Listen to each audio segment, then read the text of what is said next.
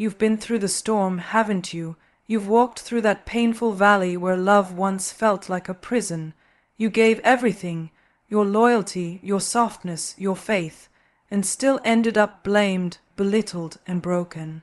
You thought marriage meant partnership, but with a narcissist, it became survival. You questioned your worth, doubted your strength, and maybe even started believing that you were too damaged to ever love again. But listen closely, this pain was not your ending, it was your awakening. When you were discarded, you didn't lose love, you lost manipulation. When you were left behind, you weren't abandoned, you were released. What you thought was rejection was actually redirection, preparing you for something holy, peaceful, and true. The heartbreak you endured has refined you, not ruined you. It taught you discernment, boundaries, and the difference between attention and affection. And now, the same God who watched you cry through those lonely nights is preparing a union that will feel like home, not warfare. So take heart. You will be married again, but this time to peace, to purpose, and to a partner who sees your light instead of trying to dim it. You are not too late. You are being divinely aligned. There comes a moment when the very thing that once shattered you becomes the soil where your strength begins to grow. You see, when you've lived under the shadow of a narcissist, someone who made you question your sanity, your worth, and even your capacity to love, you come out carrying wounds that are invisible to the world but deeply felt by your soul. They took what was pure in you, twisted it, and used it as a weapon. They convinced you that love meant walking on eggshells, that peace meant silence, and that sacrifice meant losing yourself. But here's the truth that begins your restoration. God never let that pain be wasted. What the narcissist tried to destroy was not your destiny, it was only your dependence on them. The moment they walked away, God began walking in. He took the fragments of your broken heart and started weaving them into something new, something stronger, something wiser, something sacred. You may not see it yet, but every tear watered the roots of your healing. Every lonely night built your endurance. Every cruel word pushed you closer to His truth, that your worth was never up for debate, and your identity was never tied to their approval. The narcissist tried to make you feel small because your light exposed their darkness. They needed control because your freedom frightened them. They needed to rewrite the story because your truth threatened their illusion. But God, in His infinite mercy, allowed that season not to punish you, but to prepare you. He was teaching you discernment. He was showing you the difference between counterfeit affection and real connection.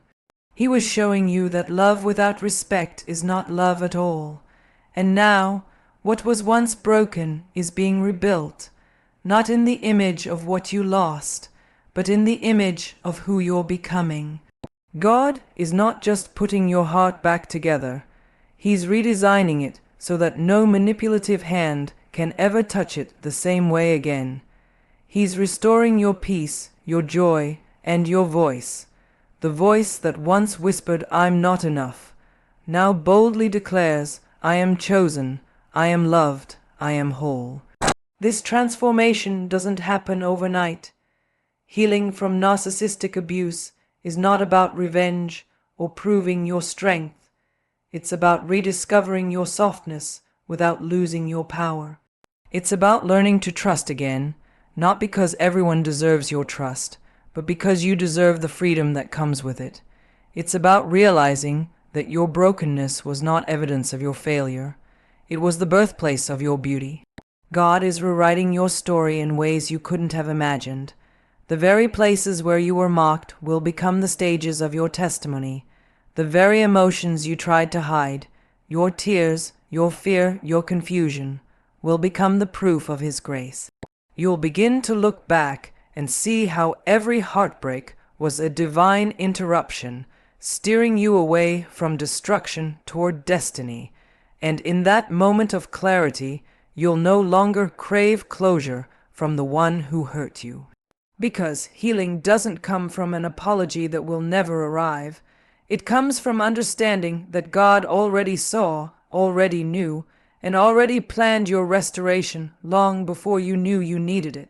So today, if you still feel the ache, if you still wake up remembering the manipulation, the gaslighting, the loneliness, know this: you are in the middle of your miracle. What was once used to break, you will soon be the testimony that builds others.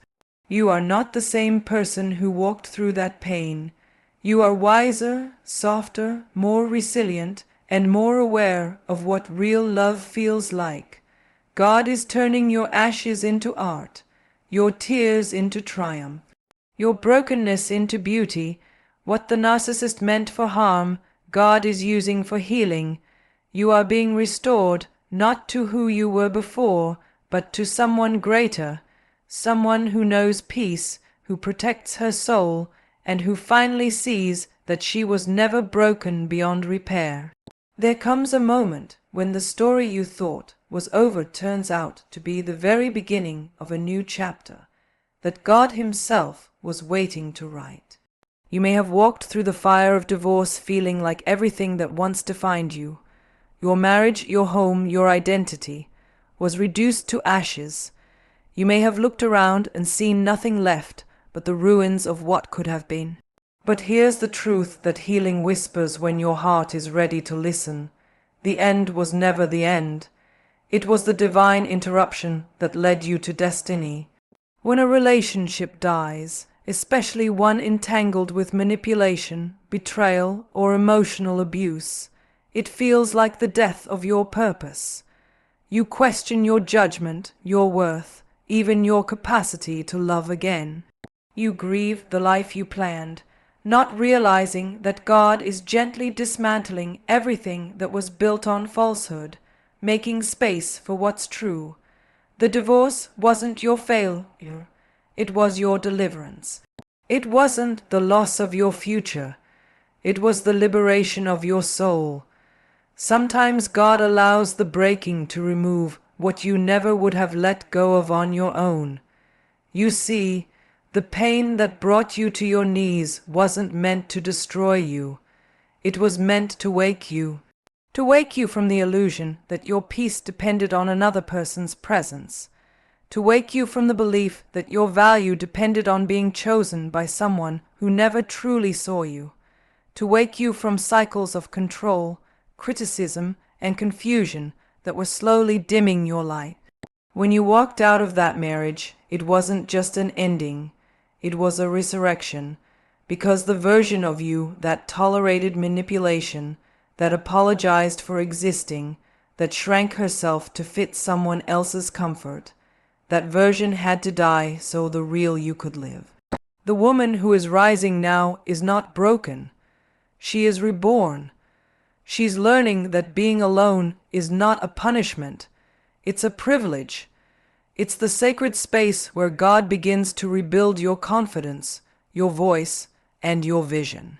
You may still have moments where loneliness echoes like a storm, where the silence feels too loud. But even in that silence, something powerful is happening. You're learning to love your own company again. You're learning to see yourself not as the one who was left, but as the one who was led out of bondage, led out of fear, led out of self, doubt, and into purpose. The peace you're craving is not on the other side of another relationship.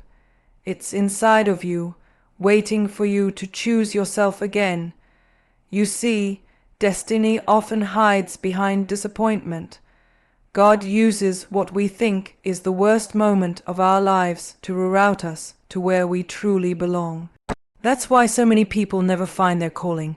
They refuse to let go of what's dying. But you were brave enough to walk away. You didn't just survive, you surrendered, and that surrender opened a door that no man could ever shut. One day soon, you will look back and understand that what you lost was never meant to stay.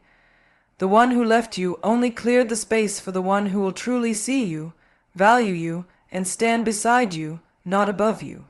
The love that's coming next will not trigger your trauma. It will honor your healing. It will not demand that you shrink. It will invite you to grow. It will not take your peace. It will protect it. But before that happens, God wants you to fall in love with your own wholeness first. Because the truth is, your destiny was never tied to the one who walked away. It was tied to the one who gave you the strength to walk through it. Every sleepless night, every tear, every prayer whispered through shaking breath was recorded. None of it was wasted. The fire you walked through didn't consume you. It refined you. It burned away the parts of you that settled for less than you deserved. Now you stand on the threshold of something new. You're not the same person who begged to be understood or fought to be loved. You are becoming someone who knows her worth without needing validation. You are learning that solitude can be sacred and that peace can feel like power.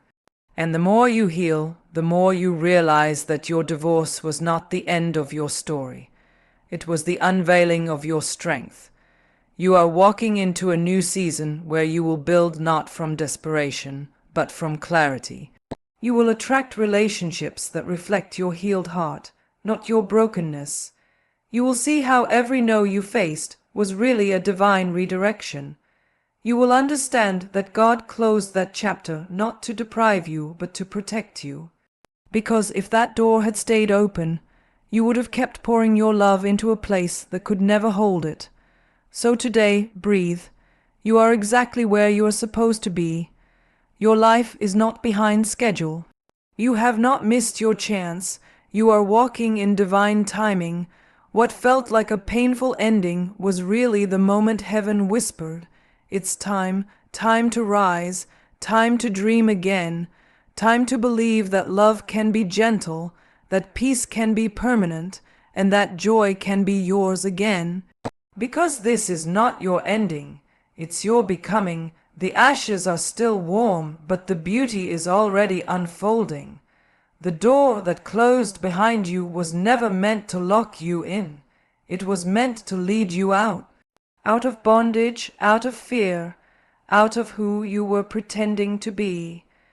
And as you step through this doorway to destiny, you'll realize that what was taken from you doesn't compare to what's being prepared for you.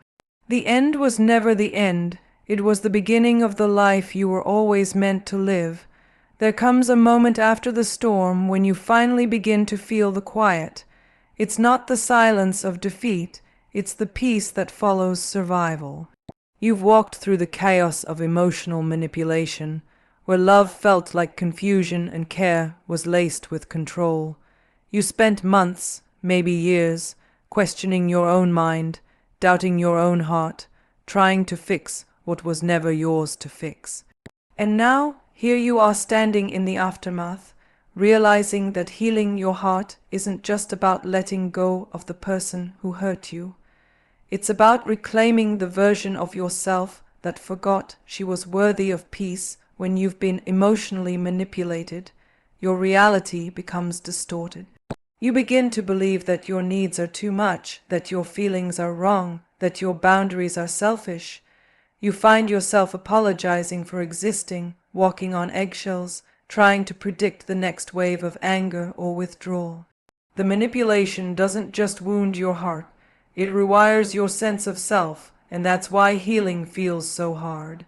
Because you're not just recovering from a relationship, you're rediscovering the truth of who you are beneath all the layers of lies you were made to believe. Reclaiming your worth after emotional manipulation begins with one sacred realization: you were never the problem.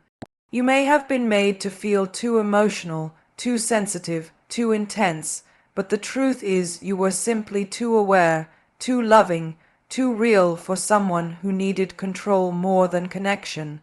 The manipulator's power depended on your confusion. Their strength thrived in your self-doubt. But the moment you started asking questions, the moment you began seeing patterns, the moment you whispered, "This isn't love," that was the moment you started taking your power back. Healing is not linear. Some days you'll feel strong and free. Other days you'll be hit by waves of guilt or grief that make you question everything again. But that's how the nervous system repairs itself. It revises its pain to rewire peace. The same heart that once tolerated manipulation is now learning discernment. The same mind that was filled with self-blame is now learning self-trust. Every time you choose silence over arguing, boundaries over begging, and truth over denial, you are rewriting your story from victimhood to victory. You don't have to rush this process. Healing the heart takes time because you're rebuilding something sacred, your sense of safety. For so long, you were conditioned to earn love by enduring pain.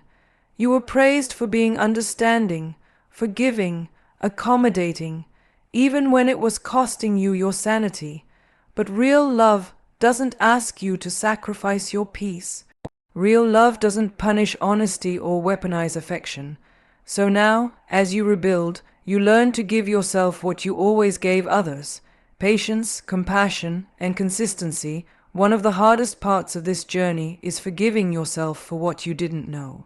It's easy to look back and say, "How could I have stayed so long?" But manipulation is not always obvious. It's subtle, emotional, strategic. It happens through charm, then criticism, through promises, then punishment. Through "I love you" one moment and silence the next. You stayed because you loved deeply, not because you were weak. You believed because you were hopeful, not because you were foolish. And now you are leaving because you finally understand that love should never come with fear. The healing path invites you to look inward, not to shame yourself, but to reconnect with the parts of you that got lost. The part that used to laugh without permission, the part that spoke truth without trembling, the part that believed she was worthy of love simply because she existed. That version of you is still there. She's just been waiting for you to choose her again. And every boundary you set, every truth you speak, every toxic pattern you break, you are reminding her that she was never too much. She was simply with someone who gave too little. As you reclaim your worth, you begin to realize that closure doesn't come from the manipulator admitting what they did. It comes from you deciding that you no longer need their validation to feel free. You stop waiting for the apology that will never come. You stop replaying the conversations that left you questioning your sanity. You stop explaining your side of the story to people who were never listening to understand. Instead, you start walking away with quiet strength, knowing that your peace is your proof. You will notice that life begins to feel lighter. You will sleep better, breathe deeper, smile easier. You will rediscover joy in small moments. A sunrise, a quiet morning, the sound of your own laughter returning. You will find yourself trusting your intuition again. The red flags that once confused you will now stand out clearly, and you will have the courage to walk away before they cost you your peace again. That's the beauty of healing. You become both softer and stronger at the same time. You learn that vulnerability is not weakness when it's protected by wisdom. The person who tried to manipulate you may never change, but you will. You will stop being the one who bends until she breaks. You will stop explaining your worth to those who refuse to see it. You will stop overgiving in hopes of being chosen. Instead, you will start choosing yourself. You will start attracting relationships that feel safe, balanced, mutual. You will start walking with confidence, not arrogance, but the quiet assurance that comes from knowing who you are and what you deserve. And when love finds you again, and it will not look like chaos. It will not make you question your value or silence your voice. It will feel calm, consistent, kind. It will meet you where you are, not manipulate you into who someone else wants you to be. Because now you have learned to love yourself enough to never settle for less again. Reclaiming your worth after emotional manipulation is not just about moving on. It's about moving up. It's about rising from the ashes of confusion into the clarity of self-respect. It's about remembering that your value was never determined by how others treated you, but by the unchangeable truth of who you are. You are not broken. You are rebuilding. You are not unlovable. You are unlearning false love. You are not behind. You are exactly where your healing needs you to be. And this time, you are not waiting for someone else to save you. You are saving yourself, one truth, one boundary, one breath at a time. There comes a time after heartbreak when your soul finally exhales. The tears have slowed, the silence no longer feels empty, and your heart begins to whisper something new. It's time to prepare. You may not see it yet, but love is coming again. Not the kind of love that confuses or drains you, but the kind that uplifts and reflects God's healing power. After walking through the pain of betrayal, manipulation, or loneliness, your spirit has been reshaped for something sacred. This time, it's not about finding someone to complete you. It's about being whole enough to walk beside the one meant for you when love has wounded you. Your first instinct is to guard your heart, to build walls so high that no one can reach you. But true healing doesn't come from shutting out the world. It comes from inviting God into the broken places and allowing Him to restore what pain distorted. Preparing your spirit for a healthy, God-sent marriage begins with surrendering the version of love you once knew and learning the divine kind of love that never manipulates, never abandons, never destroys. It's learning to trust again, but not in people first, in God's timing and His wisdom for your life. This preparation season is sacred. It's where your healing deepens and your discernment sharpens, because what God is preparing you for isn't just another relationship, it's covenant love. A love that mirrors His grace, His patience, and His protection. But to receive it, your heart has to be ready to recognize it. That means letting go of the residue of old wounds, the bitterness, the fear, and the belief that you'll always have to fight for affection. You no longer have to prove your worth to be chosen. You no longer have to shrink yourself to be loved. You are already chosen, already loved, already enough in the eyes of the one who is writing your story. When you've been through a toxic or one-sided relationship, your soul learns survival habits. You become hypervigilant, always expecting the next disappointment. You start confusing anxiety for passion and chaos for connection. But when love comes from God, it feels different. It feels calm, safe, and anchored in peace. It doesn't rush you, pressure you, or make you question your value. That's why preparing your spirit matters. Because you must unlearn what dysfunction taught you, so you can recognize what real love looks like. When it arrives, God often withholds certain relationships not as punishment, but as protection. He knows that the wrong partnership can derail your purpose. That's why this waiting period isn't wasted. It's divine alignment. In this space, you are not being overlooked. You are being refined. You're learning how to communicate with empathy instead of defense. You're learning how to set boundaries from wisdom instead of fear. You're learning how to pray for your future spouse, not from desperation, but from faith that what's meant for you will not miss you. Preparing your spirit means making peace with your past. You cannot carry resentment into the next season and expect peace to flourish. You must forgive, not because they deserve it, but because you do. Forgiveness doesn't mean reconciliation. It means releasing the spiritual weight that keeps you tied to pain. When you let go, you make room for something holy to enter. You make room for joy to find you again. You make room for a love that reflects the tenderness of God's heart. There is beauty in the rebuilding. Every boundary you've learned to honor, every truth you've reclaimed, every tear you've cried in prayer, all of it has been preparation. God has been molding you into someone who can receive love without losing herself. Because healthy love requires readiness. It requires two healed hearts that know how to nurture peace, communicate truth, and grow together without competing against each other. You cannot build a kingdom marriage with a survival mindset. You build it from trust, transparency, and divine direction as your heart heals. You'll notice that your desires start to change. You'll stop craving attention and start desiring connection. You'll stop settling for chemistry and start praying for compatibility in purpose, in values, in spirit. You'll realize that being single isn't a curse, it's a classroom.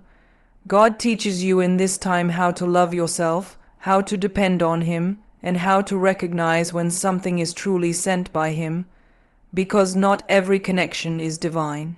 Some are distractions designed to delay destiny, but when your spirit is aligned with God's, you'll know the difference between a counterfeit and a covenant. The person God sends into your life will not be intimidated by your strength or your scars. They will honor your healing and celebrate your growth. They will pray with you, not play with you. They will see your worth not as something to exploit, but as something to protect. They will love you from a place of maturity, not manipulation. But before that love arrives, you must become the version of yourself who can sustain it. That's why God is working on your patience, your boundaries, your ability to communicate with grace instead of fear.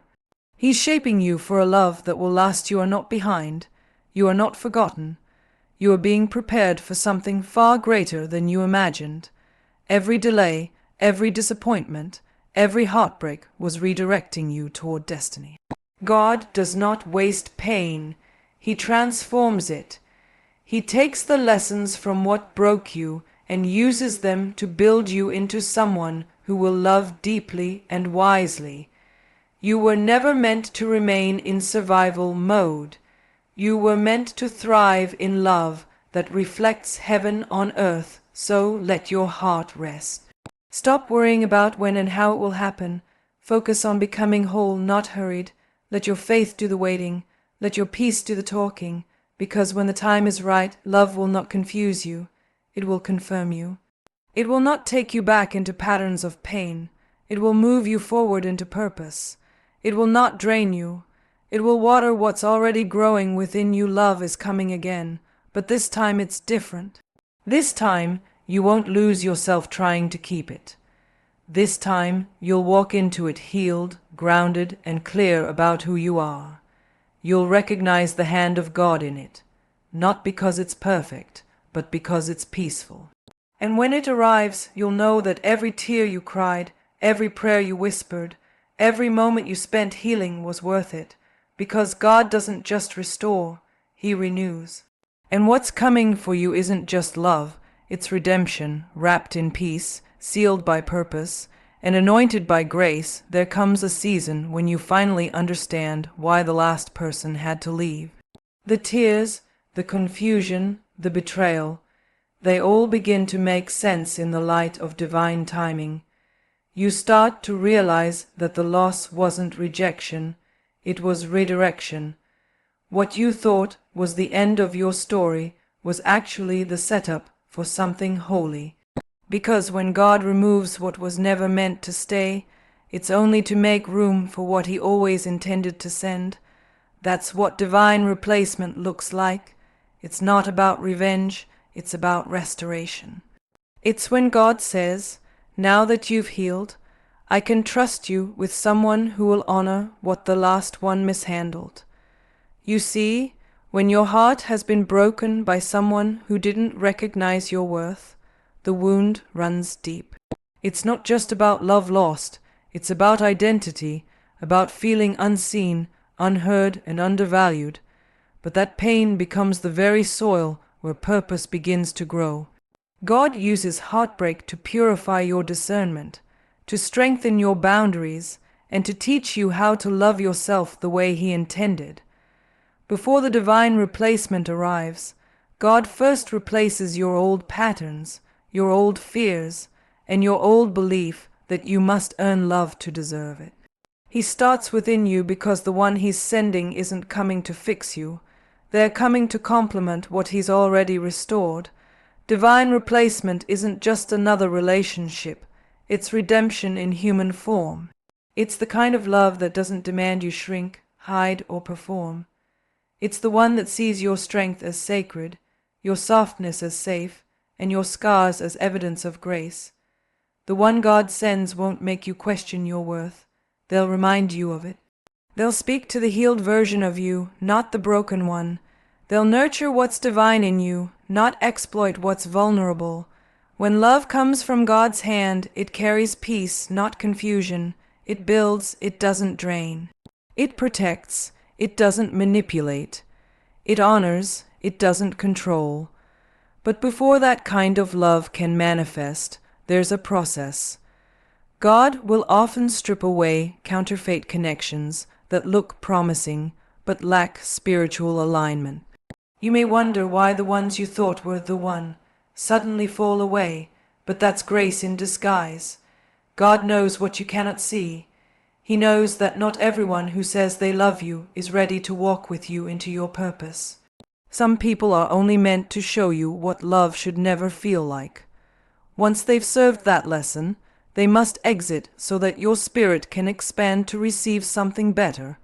And that better isn't about perfection. It's about partnership that aligns with destiny. When God sends a divine replacement, they'll arrive in peace, not pressure. They won't need to prove themselves with grand gestures. Their consistency will speak louder than their words. You'll notice the difference in how you feel. There will be calm where chaos used to live. There will be trust where anxiety once ruled. This new love won't compete with your healing journey. It will honor it. They'll understand that your past was painful, but they'll never weaponize it. They'll handle your heart with reverence because they see it as something God Himself restored. Divine replacement also brings spiritual confirmation. There will be moments when you sense alignment, not just emotional but divine. Conversations will flow easily, your peace will deepen, and you'll feel seen in ways you didn't even know you needed. That's how God works. He doesn't just replace what was lost, He multiplies what was lacking. You'll find that this person doesn't just meet your standards, they elevate them. They will love you in the way you always prayed for but thought didn't exist. Because what's coming isn't random. It's refined through your obedience, your growth, and your surrender to divine timing. This kind of love is not rushed. It's built in patience, matured through prayer, and protected by purpose. And when it arrives, it will remind you that everything you endured had meaning, that the rejection was really redirection, that the one who couldn't love you wasn't sent to destroy your belief in love, but to prepare you to recognize the one who will cherish it. Because God never allows subtraction without preparing addition, what left your life was necessary for what's about to enter. But here's the truth, God won't send your divine replacement while your heart is still loyal to what broke you. Healing must come first. You cannot ask for new love while clinging to the ghost of old pain. The door of destiny cannot open while the door of disappointment remains unlocked. So God waits. He waits until your heart no longer grieves the version of love that was never meant for you. He waits until you stop praying for restoration of the past and start praying for revelation of your future. Only then does He release the one who honors what the last one mishandled. The divine replacement will not come to fill a void. They will come to walk beside you in purpose. They will pray with you, build with you, dream with you. They will not fear your strength or compete with your calling. They will celebrate it. Together, you will represent what grace looks like after the storm.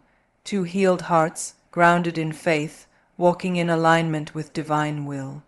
This love will feel easy because it flows from peace, not from pain. It will feel secure because it's anchored in purpose, not performance.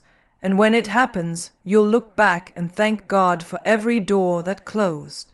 You'll understand why the ones who left had to go, why certain seasons felt lonely, and why healing took so long. Because if you had settled for less, you would have missed what was meant. The divine replacement doesn't just restore your hope in love. It reaffirms your trust in God's plan. So don't rush the process. Don't chase what God removed. Stay in alignment, keep your heart soft and your faith steady, because what's coming next will not just love you, it will honor you.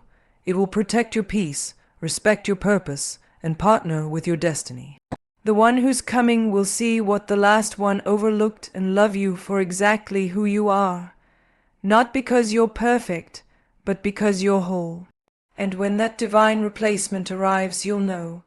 This time it wasn't luck, it was the Lord in the end.